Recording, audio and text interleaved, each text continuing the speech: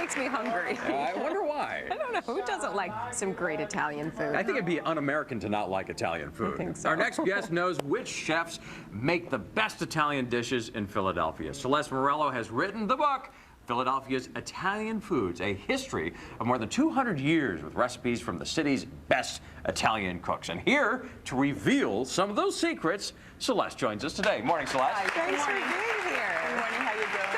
Good.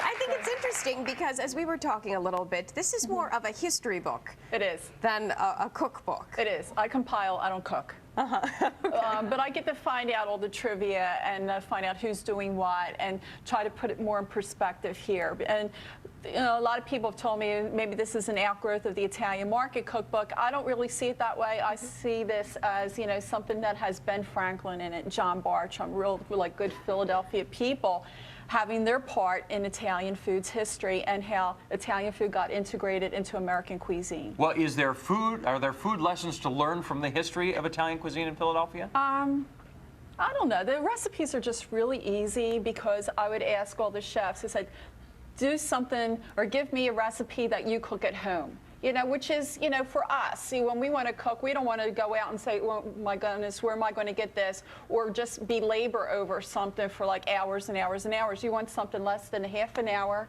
at tops and, you know, get it on the table, make it taste good and let it be nutritious. So, you know, that's what the book has. And so what have you brought to show us here? What I have, okay. I have some, this is more like demonstration for demonstration purposes because I love Benjamin Franklin and last year was his 300th birthday. And he worked up a big appetite flying kites.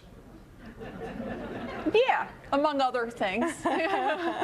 We can talk about the kites on this program. We know that he was a very sensual guy, though. You know, I mean, and this is one of his passions, Italian food. And not that many people really know about how much that he has written about Italian food, but he wrote in length about Parmesan cheese and about other Italian vegetables. And you know, at the time, there weren't really a whole lot of Italian foods or, you know, just greens in general in the United States. So this is kind of where it started. Yeah. I mean, John Bartram was the guy who was bringing them in because he was a botanist and he was writing to other botanists in Europe. And here I have some of the basil. The sweet basil came into the United States by way of Philadelphia in 1737. Wow.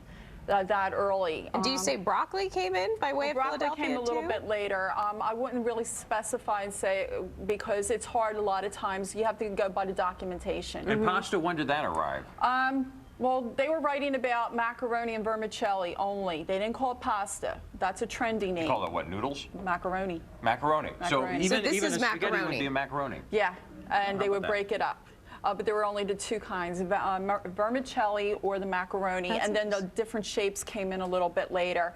And Ben was a big fan of Kraft mac and cheese, I think. I think so. I think he probably invented it. Maybe. Oh, wait, he invented everything else, right? Yeah.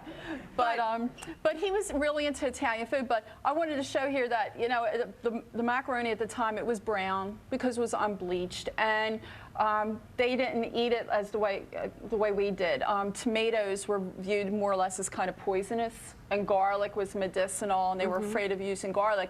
And it wasn't until the 20th century that they were able to create things such as like pesto and import more of the exotic or, you know, the other kinds like arugula, radicchio. All these things came about in the last 30 years. Wow. So it's really an introduction to real Italian food just within the last 30 years or so. So really, if there's something to be thankful about is that we didn't eat back then with Ben Franklin because Italian food that has grown so bland. much. It would have been very bland. Bland, all right. Well, Celeste Morello, great new book. Thank you so much for joining us. Thank you for being here. We'll be right back with more of 10.